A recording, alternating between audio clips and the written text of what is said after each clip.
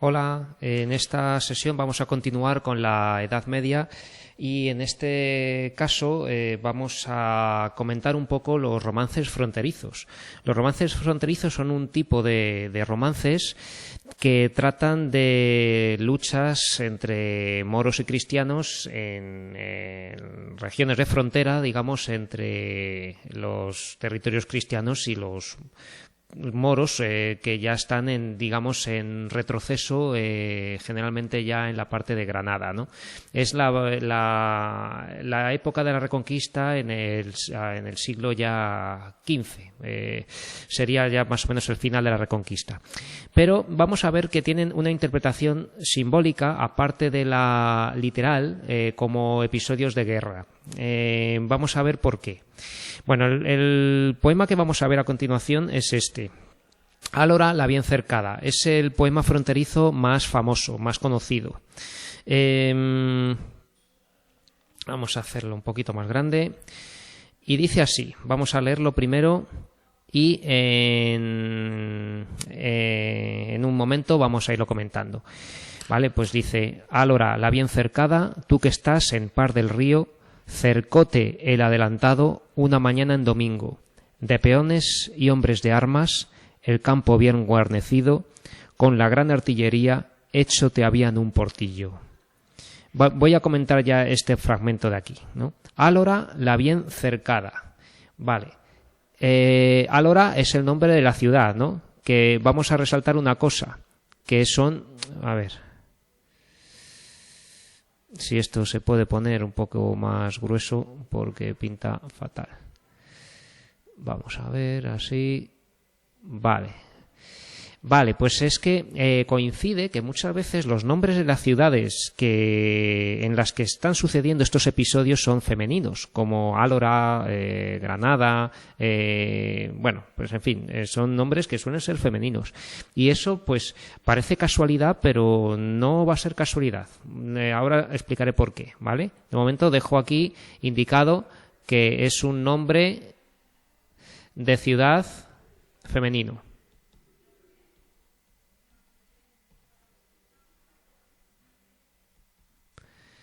¿Vale? La bien cercada. Y tenemos aquí la bien cercada y nos matizan un poco esto de bien cercada, que quiere decir amurallada, protegida, ¿no? La bien cercada como amurallada, defendida, ¿no? Protegida. Es decir, difícil de conquistar. De conquistar, ¿no? Porque ya nada más empezar nos están diciendo la bien cercada, Alhora la bien defendida, la bien amurallada, la bien, bueno, pues vallada, ¿no? Pero luego nos dicen tú que estás en par del río, ¿no? Y esto es muy importante, voy a ir poniendo aquí en otro color las cosas que nos tienen que llamar la atención. En par del río, y tenemos un nombre de ciudad femenino, ¿vale? Tenemos, a ver si esto se quiere poner un poquito más grueso. Vale, de ciudad femenino. Y en par del río, ¿vale? Y no nos dicen de qué río, simplemente en par del río, ¿vale? Cercote, el adelantado. Cercote quiere decir te cercó, ¿vale? Cercote es te cercó, ¿vale? Te cercó, es decir... te rodeó, ¿no? Te rodeó, te puso sitio, te rodeó. ¿Vale? Fijaos que juega un poco con las palabras, ya que primero ha dicho la bien cercada y luego cercote, ¿no? La bien cercada, aquí quiere decir amurallada, pero aquí que te cercó el adelantado es que te rodeó el adelantado, lo cual no nos tiene que despistar porque simplemente es que está haciendo un juego de palabras, ¿no? Esto sería una derivación, ¿vale? Es como, pues es una figura retórica que consiste en poner varias palabras derivadas de la misma raíz, ¿vale? De cercar. Cercote el adelantado. ¿Y qué es un adelantado? Un adelantado es pues un dignatario, un hombre digamos, encargado de la corona, de la monarquía, que tiene una misión que desempeñar, ¿no? Que tiene como un representativo, digamos, de la monarquía que está haciendo algo importante, una tarea importante. Creo que lo tenía por aquí buscado. Vamos a ver. No. A ver, por aquí. Sí, un adelantado es un alto dignatario español que llevaba a cabo adelante una empresa pública por mandato de servicio, cuenta o bajo designio real, ¿vale? O sea, que es alguien que está, normalmente empresas militares, es el que dirige como un general, pero muchas veces más que general es una especie de representante de la monarquía, de la realeza. Vale, pues vamos a volver aquí. Y digo que aquí es muy importante, ¿no? Y aquí voy a volver a destacar que dice una mañana en domingo, una mañana de domingo, ¿no? Entonces, estos datos son un poco interesantes, un poco extraños, ¿vale? Como que nos dan el momento y además el día de la semana que van a atacar esa ciudad, ¿no? Pues bueno, pues la mañana y el domingo ahora lo interpretaremos, ¿vale? Y ahora seguimos y ya vemos un poco de términos bélicos, ¿vale? De peones y hombres de armas, el campo bien guarnecido, con la gran artillería hecho te habían un portillo. A la ciudad, ¿no? Le estamos hablando en este poema. Tú que estás en Par del Río, te cercó el adelantado y no solamente estaba rodeada de peones y de hombres de armas, ¿vale? De peones y hombres de armas, el campo bien guarnecido, ¿vale? Perdón. Digamos que el adelantado, vale, bueno, con mayúscula o con minúscula da igual, el adelantado iba bien preparado, ¿vale? Tenía un buen ejército. Y dice, y con la gran artillería, ¿no? Con la gran artillería, o sea que con los cañones, ¿no? Con los cañones, te habían hecho un portillo, ¿vale? Esto, ya sabéis que el orden cambiado de la oración, ¿vale? Esto es una figura retórica que se llama hipérbaton, ¿vale? Hago este vídeo tanto para gente que entiende como para gente que está aprendiendo, ¿vale? Hipérbaton es la figura retórica que consiste en el, por así decir, de manera simple, desorden sintáctico de la oración, ¿vale? Un desorden sintáctico es un hipérbaton. Te habían un portillo. ¿Esto qué quiere decir? Un portillo es un hueco, un roto en la muralla, ¿vale? O sea que ya podía pasar el ejército a través de ese roto en la pared para poder conquistar la ciudad, ¿no? Habían hecho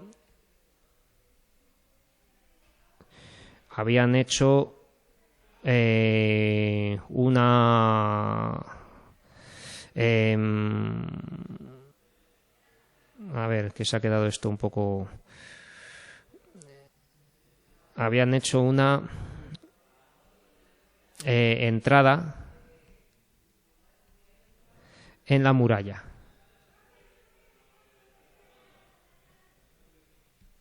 ¿vale?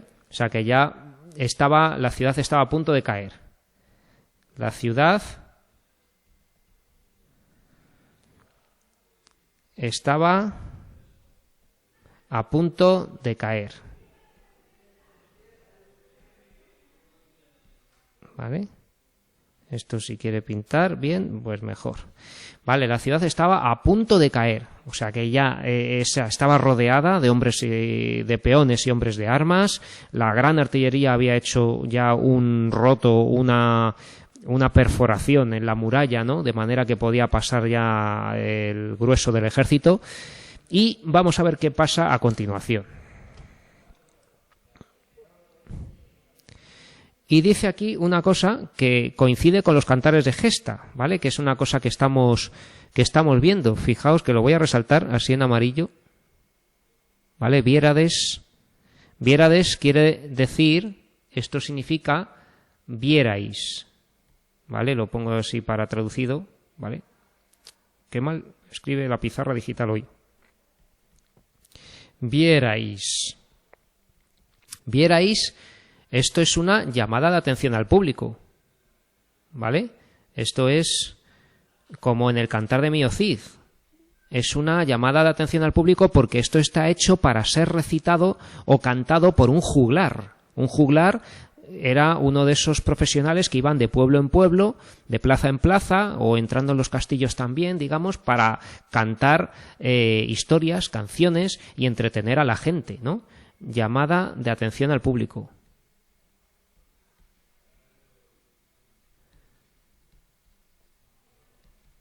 ¿Vale? Esto era porque se recitaba oralmente. Entonces a la gente le decía el juglar, vierais moros y moras, ¿no? Bueno, y aquí vamos a ver qué tipo de enemigo es el que se encuentra ese adelantado y esos guerreros cristianos que están conquistando una fortaleza mora, ¿no? Entonces sigo leyendo, leo un poquito y ahora comento. Viérades moros y moras subir huyendo al castillo. Las moras llevan la ropa, los moros harina y trigo. Y las moras de 15 años llevaban el oro fino, y los moricos pequeños llevan la pasa y el higo. ¿Veis que esto es totalmente chocante? Es decir, tenemos moros y moras, vale, está bien, subir huyendo al castillo. O sea que el enemigo no está plantando cara, digamos, como un ejército guerrero, ¿no? Un ejército que pueda suponer un gran problema al adelantado y a los cristianos, ¿no? Subir huyendo al castillo, ¿vale? Y entonces vemos que las moras llevan la ropa, los moros harina y trigo. O sea, por cierto, aquí tenemos un paralelismo. Ya que estamos viendo figuras retóricas, aquí tenemos un paralelismo que son, pues, repeticiones de la estructura sintáctica en varios versos, ¿no?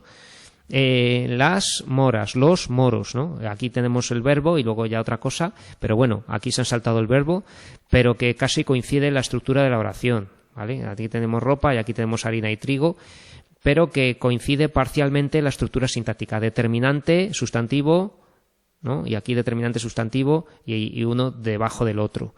Vale, bueno, pero que lo que vemos es que las moras llevan la ropa, los moros harina y trigo, ¿vale? Estos son alimentos. La ropa, pues vamos a decir que son bienes necesarios,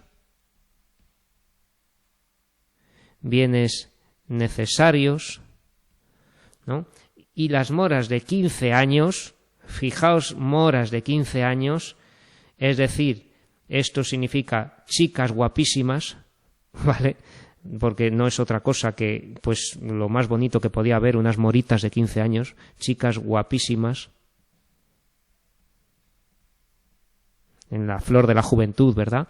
Llevaban el oro fino, o sea que esto es lo más valioso.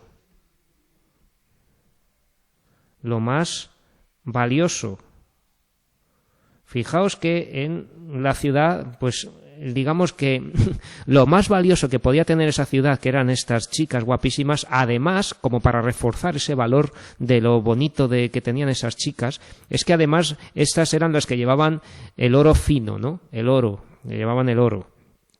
Y los moricos pequeños llevaban la pasa y el higo, ¿no? Pues esto como, pues eso, moricos pequeños, pues niños simpáticos, ¿no? Vamos a decir, niños, pues eso, agradables, divertidos, bonitos, llevan la pasa y el higo, ¿vale? ¿Qué es esto de la pasa y el higo? Pues es que esto eran delicias. cosas dulces. O sea que todo ello son objetos de valor, objetos de mucho valor y muy agradables y del disfrute, objetos de valor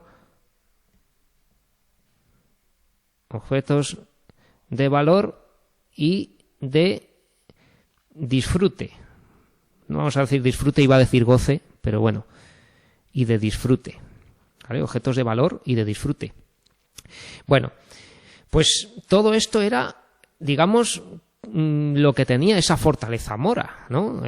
Podía, en vez de decir que había moros o moracos totalmente aguerridos y fornidos, ¿no? Que con armaduras de hierro y armas y cimitarras y lanzas y espadas y todo aquello, pues lo que había era moricos, ¿vale? Fijaos mucho en esto que es muy común en los romances fronterizos y muchos romances medievales, que es este diminutivo de moros en moricos, ¿no? Que es que hay una... A ver si quiere escribir esto. Visión simpática del moro. Visión simpática del moro, ¿vale? Por lo tanto, es que parece ser que cuando se difundían este tipo de poemas, realmente los moros no eran unos enemigos tan temibles para los cristianos. Parece ser que, no sé, no creo yo que, por ejemplo, en una guerra de Estados Unidos con Irak digan los simpáticos iraquíes o los iraquíes majos, ¿no? O que digan ahora mismo los ucranianos de los rusos, anda, los rusos qué majos, ¿no? Los rusitos, los rusicos, ¿no? O sea, es que es impensable que en una guerra se trataran así a los enemigos. O bien era una burla, o es que realmente daban pena, ¿no? O sea, cuando estaban conquistando los cristianos el reino de Granada, que era el último reducto que quedaba de Al-Ándalus, según este tipo de poemas, parece ser que no eran un enemigo tan terrible, ¿no? Sino más bien pues una conquista que había que hacer porque querían una unidad territorial, pero digamos que no eran tan temibles. Bueno, a ver si esto se quiere mover. Vale, se mueve, pero malamente. Bueno, pues ahora vamos a seguir leyendo, si esto me deja. Por encima del adarve, su pendón llevan tendido, ¿vale? Por encima del adarve, pues es una parte de la muralla, digamos, de una de estas partes más fortificadas de la muralla, ¿no?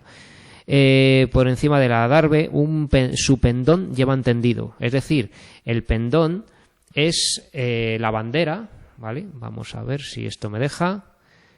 Pendón no es una palabrota ni nada que debamos pensar mal, ¿vale? Simplemente es la bandera, que es como lo que quiere capturar el adelantado. Lo que quiere capturar el adelantado.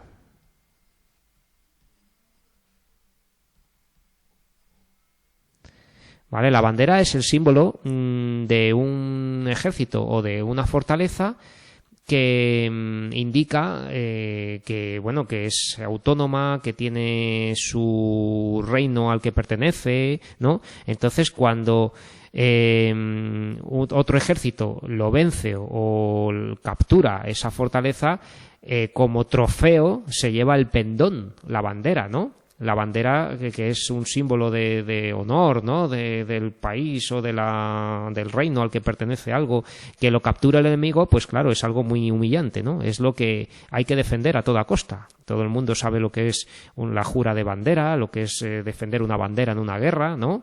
Bueno, pues claro, su pendón llevan tendido. Llevan tendido, pues eso, colgado, llevan ahí. Allá detrás de una almena Quedado se había un morico, ¿no? Se había quedado un morico, como veis. Aquí tenemos otro claro hiperbatón, ¿no? Donde tenemos un desorden sintáctico, ¿vale?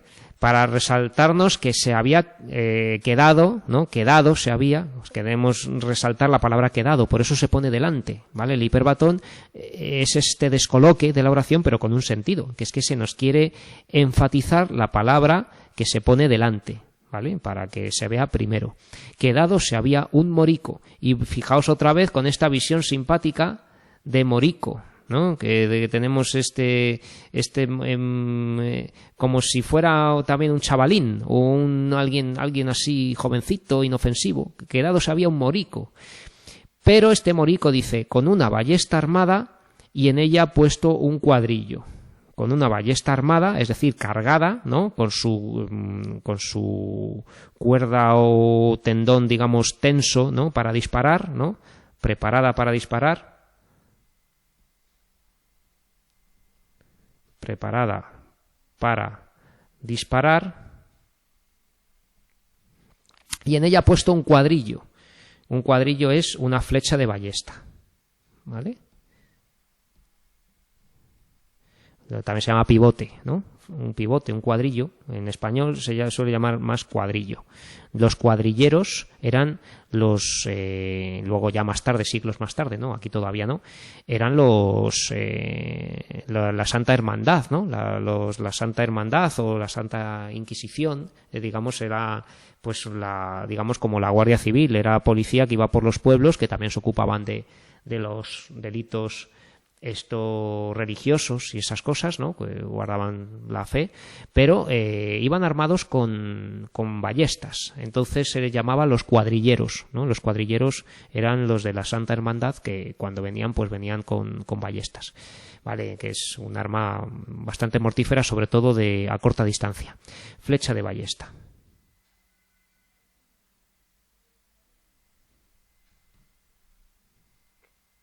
Bueno, entonces, quedados había un morico con una ballesta armada y en ella puesta un cuadrillo. O sea, que es toda la ciudad, ¿vale? La ciudad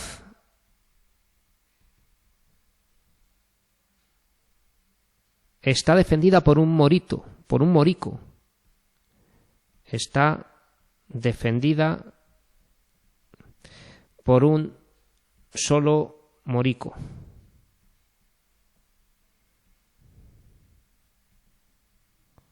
Un morico entre comillas, ¿no? Vale. Y en altas voces diciendo que del real le han oído, ¿no? Que del ejército real le han oído. Vale. En altas voces esto dice el morico. Tregua, tregua, adelantado.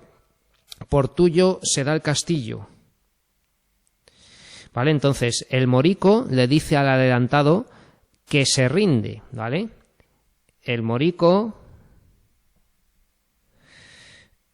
le dice al adelantado que se rinde la ciudad, el castillo. Vale, y aquí hay otra cosa curiosa, y esto sí que es de nivel más alto, no hace falta que lo sepáis los que estáis empezando a estudiar ahora Edad Media, que es que dice, está hablando el morico, ¿no? Por la ciudad, ¿no? O sea, que es que hay una figura retórica aquí que se llama sinécdoque.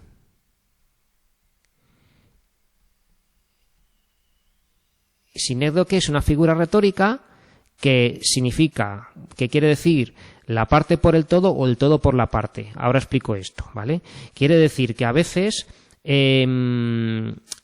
se dice una palabra para representar a todo lo que engloba, o a veces una parte engloba a la parte a la que pertenece. Es decir, por ejemplo, si digo la ciudad ha decidido reciclar metales, yo qué sé, ¿no?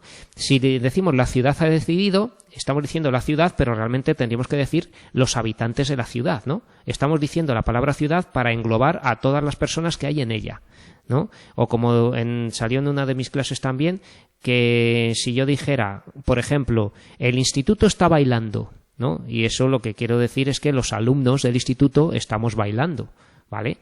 El instituto es el todo que engloba a las partes que somos los alumnos, ¿vale? Entonces también se puede dar al revés, ¿no?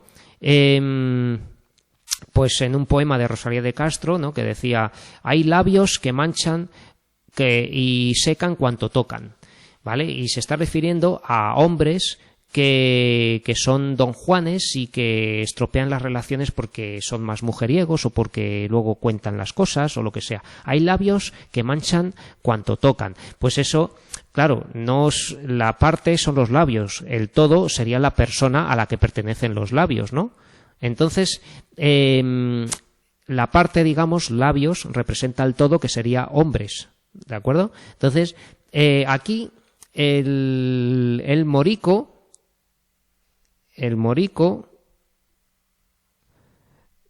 es la parte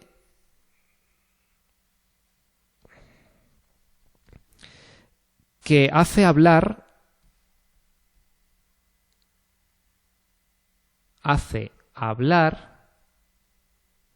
a la ciudad, al castillo. ¿Vale? Es una especie de metáfora. El morico representa al castillo, a Álora, a la bien cercada.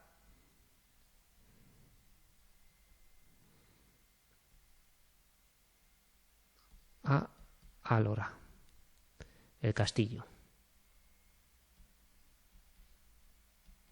Bueno, mi letra es difícil de entender y más cuando escribo en este aparato. Bien, entonces, pero importante que sepáis, quienes estéis aprendiendo ahora un poquito más, ¿no? ¿Qué es una sinécdoque? Y este ejemplo de sinécdoque, ¿vale? Entonces dice el morico, que está hablando por la ciudad, ¿no? Tregua, tregua, adelantado, por tuyo se da el castillo, ¿no? El morico dice que se rinde, ¿vale? Que se rinde la ciudad. Vamos a seguir. ¿Y qué pasa aquí al final? Y esto ya sería el final de, si tuviéramos que hacer la estructura de este poema, sería la última parte, ¿no? Porque vemos aquí el desenlace. Si fuera esto una narración con introducción, nudo y desenlace, esto sería el desenlace, ¿vale? Lo pongo aquí como desenlace final, ¿vale? Desenlace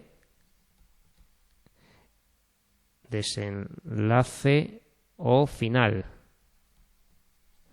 El poema es un poco más largo, lo que pasa es que no aporta nada lo que hay después y se nota que son añadidos posteriores, porque un romance, como sabéis, es un tipo de poema que se transmitía de manera oral y por tanto iba variando. Se le añadían cosas, se le quitaban cosas y a veces se le añadían cosas innecesarias por alargarlo un poco más, porque a la gente le gustaba, entonces hacían como una especie de bises, ¿no? De algo añadido, pero ese añadido no dice nada, ¿no? Entonces dice aquí, alza la visera arriba, ¿vale? Alza arriba la visera, esto sería otro pequeño hipérbatón, ¿no? Alza arriba la visera. La visera, pues ya sabemos que es de un yelmo, de un casco, ¿no? de acero que protege la cara. Alza la visera arriba, pues que el adelantado se descubre. El adelantado se desprotege la cara, se desprotege. Se desprotege, ¿por qué? Pues por ver el que tal le dijo. El que le dijo eso, el que le dijo tal, ¿no? Aquí tenemos otro pequeño desorden, ¿vale? Por ver al que le está hablando, por ver el que tal le dijo. Y aquí, fijaos cómo acaba. Asaetárale a la frente, asaetárale es le asaetó, le asaetó. Es decir, le clavó la flecha, el cuadrillo, ¿no? A Saetara le da la frente, ¿vale? La flecha le dio en toda la frente. La flecha le dio en la frente.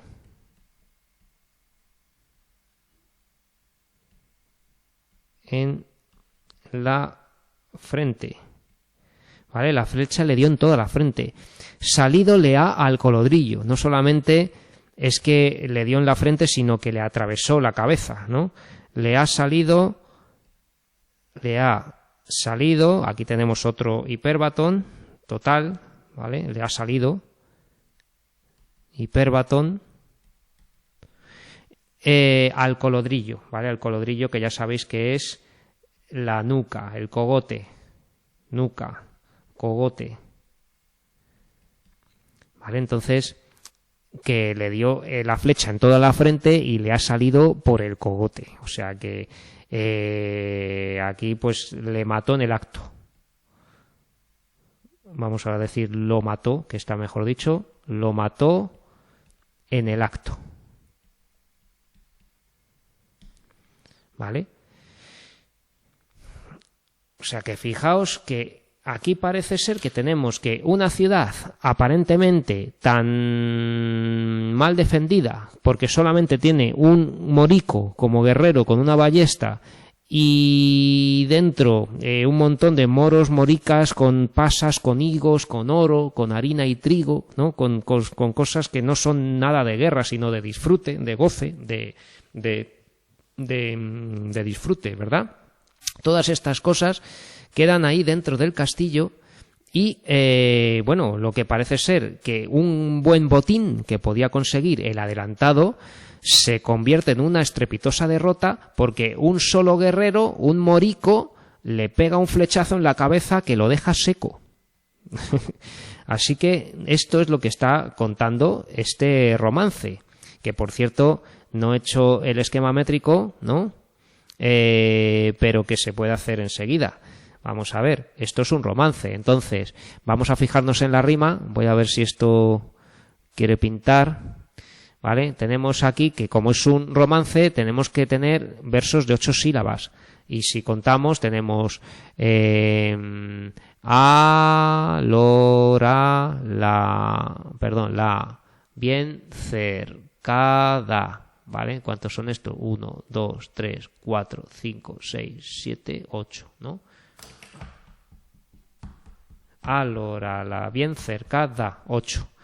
Tú que estás en par del río, 8. Cercótel adelantado, ¿no? Tenemos ahí una sinalefa. Cercótel adelantado, ¿vale? Que es que esto como no pinta bien, ¿vale? Cercótel adelantado, 8. O sea que son todos versos octosílabos, 8, 8, 8, 8, ¿vale? No hago todos porque no voy a hacer tantos. Vale, y vemos aquí cercada, río, adelantado, domingo.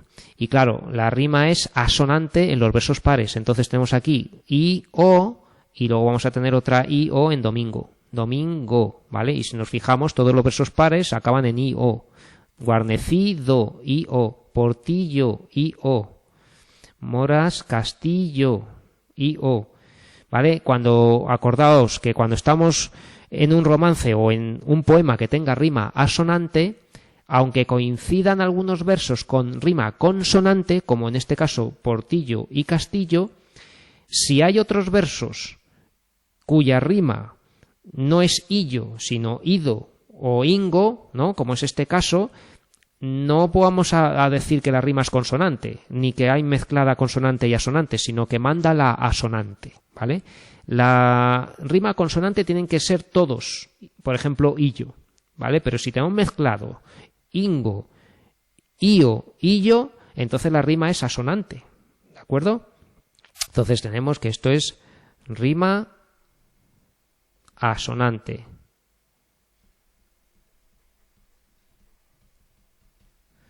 ¿Vale? En los pares. En los versos pares. ¿Vale? Es un romance. Romance. Ya sabemos que el romance no es una estrofa como tal, sino una tirada de versos, ¿vale? Una secuencia, una tirada de versos, porque los romances pueden ser por ejemplo, de 6, 8 versos o pueden tener 200. O sea, no tienen una estructura fija, por eso no se dice que sean poemas estróficos, son poemas no estróficos, ¿vale? Son una secuencia de versos. Lo importante es que sean octosílabos y de rima asonante en los pares. Bueno, y dicho esto, vamos a seguir defendiendo la idea del profesor que a mí me enseñó, que se llama Juan Victorio, podéis buscarlo en internet, y es la de la ciudad mujer, ¿vale? La ciudad mujer. ¿Qué es esto de la ciudad mujer? Bueno, pues vamos a contarlo aquí en esta infografía que tengo hecha, ¿vale? Entonces, fijaos en todas estas cosas que he ido destacando. Tenemos estos nombres de ciudades femeninos que os había contado. Y luego tenemos aquí señales de la lírica popular. Es decir, tú que estás en Par del Río. Y ya sabemos que hay muchos poemas líricos de la lírica popular que hablan de ríos, de fuentes, ¿no? De agua fresca, de agua clara.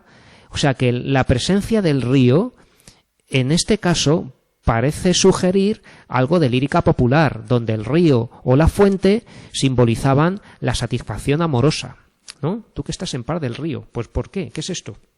Pues que la cercanía del río es algo donde te puedes bañar, ¿no? O sea que el río es símbolo de satisfacción amorosa, ¿vale? Esto es la lectura simbólica. La lectura literal es cierta y no podemos negarla, que es una batalla perdida, donde un adelantado cristiano muere en las murallas de Álora, de una ciudad que se defiende con un morico que le tira flechas, ¿no? Entonces, luego tenemos una mañana en domingo. Cercote el adelantado, una mañana en domingo, ¿vale? Por cierto, que no os despiste esto, porque aquí el romance, en lugar de ponerlo todo seguido, he puesto un verso al lado del otro, ¿vale? Este iría debajo de cada uno, ¿no? También se puede escribir un romance así. Los versos pares serían todos los que hay en la columna derecha, ¿vale? Bueno, entonces, una mañana en domingo. Pues claro, la mañana es simbólica, quiere decir la juventud, el momento de los amores, ¿vale? La mañana, el alba, ¿no? Es algo que aparece mucho en la lírica popular como momento idóneo para tener amores, ¿vale? La mañana de San Juan a veces, ¿no? Muchas veces la mañana de San Juan es como el momento en el que siempre hay cosas de amor, porque es cuando empieza el calor de la primavera, cuando reverdece todo, florece todo, que encima hace ya calor y buen tiempo, ¿no? Entonces la mañana, como juventud. Y luego el domingo, además, que es un día de fiesta. Es un día de fiesta y de holganza, de descanso, de disfrutar, ¿vale? Una mañana en domingo. O sea que tenemos cosas de disfrutar y de juventud para disfrutar el amor, y luego el río y un nombre de ciudad femenino, ¿no? Entonces, ¿qué pasa? Que esto puede leerse como una conquista amorosa, ¿vale? Es alguien que va a conquistar una mujer que está en plena edad de merecer, en plena juventud, en un momento propicio para el disfrute, ¿no? Que estamos en este contexto, ¿vale? Y estos términos guerreros son de conquista, y es que casi la tenía conquistada, porque con la gran artillería ya le había hecho un portillo, es decir, que ya la tenía casi al alcance de la mano, digamos, que vamos a pensar que con la gran artillería se refiere a que le había comido ya casi la cabeza, digamos, a base de convencerla, ¿no? De decirle, de invitarla, de decirle cosas bonitas, de todo, ya la tenía casi, ¿no? Y dice, pero claro, luego la ciudad va a ser defendida, la ciudad que, por cierto, guarda todo tipo de tesoros, todo tipo de cosas de disfrute, cosas valiosas como la ropa, la harina, el trigo, ¿no? La pasa, el higo, el oro, o sea, todas estas, las moricas de 15 años, digamos, para indicar que dentro de esa ciudad hay delicias, hay cosas bellísimas, ¿no? Pues es que, claro, llegar al interior, digamos, por así decir, vamos a decir, de una mujer, ¿no? Pues es, pues alcanzar pues los tesoros que esconde. Y no digo más, no hace falta que lo explique, ¿verdad? Bueno, pues pero claro, en eso que aparece un morico. Es decir, que la ciudad va a estar defendida por un morico que le va a, digamos, a derrotar inmediatamente cuando ella creía que se había... Cuando el adelantado cree que se ha rendido la ciudad, el morico de pronto le va a pegar un flechazo que le va a dejar seco, que le va a quitar todas las esperanzas, que le va a matar.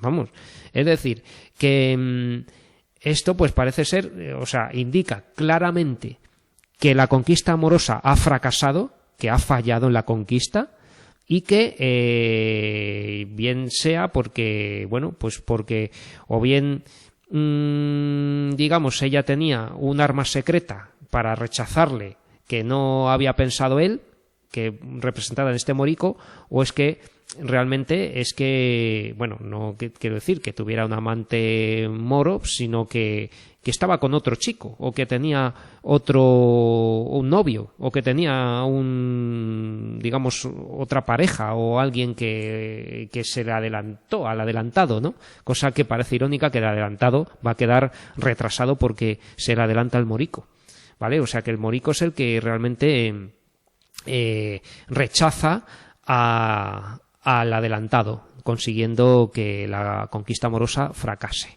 ¿vale? O sea que esto podemos verlo como, bueno, que el adelantado ya casi tenía la conquista lograda, pero hay un fracaso estrepitoso. El morico, que es la sinécdoque que hace hablar a la ciudad, es decir, que puede ser esa arma que tenía ella para rechazar la conquista que él no esperaba, ¿no? Ya sea ella misma con algo que ha dicho, o bien que tenía pareja, ¿no? Otro hombre que aparece ahí, porque esa presencia masculina, digamos, aunque sea un morico simpático, va a ser mortal.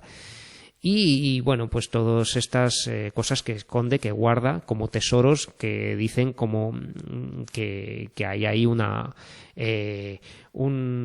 disfrute, ¿no? Dentro de la ciudad, si se logra conquistar, ¿vale?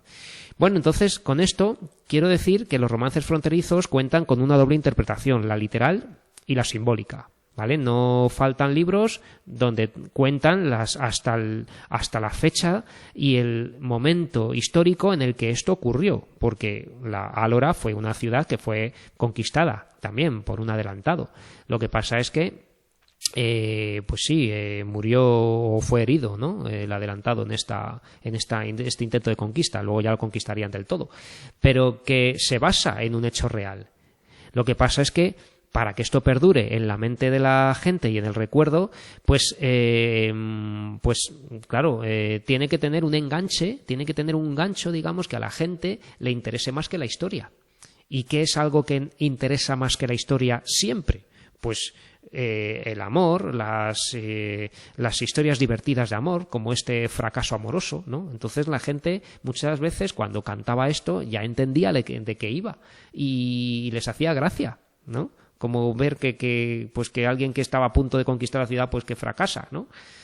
O sea que, y además fijaos en esta visión simpática del moro, para que entendamos que parece ser que los moros no eran tan terribles, o bien había una visión simpática por algún motivo, que es que esto está en castellano, no en árabe, ¿vale? Esto es un romance castellano y que bueno, pues que no tendría sentido que se cantase una derrota, ¿no? Habría que cantar una victoria, en todo caso. Y esto es una derrota cristiana, castellana, ¿vale? Entonces, pues hay algo que realmente extraña, ¿no? En cuanto a este enemigo moro, musulmán, que caía simpático. Así que, nada más. Este poema pues ya lo podéis digamos estudiar como un modelo, digamos, de romance fronterizo, y continúo con otra sesión en la próxima clase.